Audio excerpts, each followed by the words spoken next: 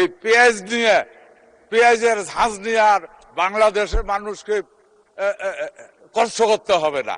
পেঁয়াজ স্টোরেজ করার জন্য একটা নতুন পদ্ধতি উদ্ভাবন করা হয়েছে। কৃষি পণ্য ক্রয়ের ব্যাপারে বিশেষ করে মাননীয় সংসদ সদস্য কথা বলেছেন পেঁয়াজের ব্যাপারে।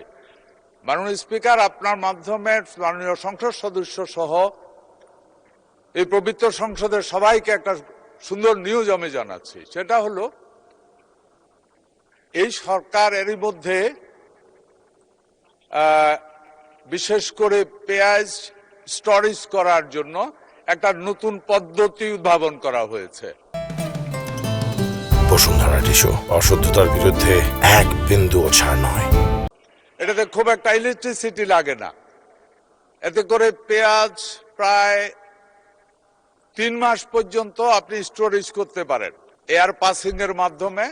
এরই মধ্যে বাংলাদেশ গভর্নমেন্ট প্রায় 68 কৃষকের মধ্যে বিলি করেছে এবং মাঠ পর্যায়ে এটার অনেক চাহিদা দেখা যাচ্ছে।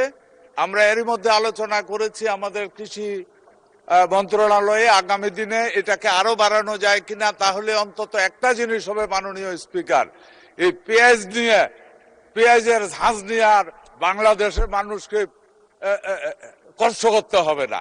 নিজের পেঁয়াজ নিজে পুরা বছর কিনতে পারবে এবং এনজয় করতে পারবে।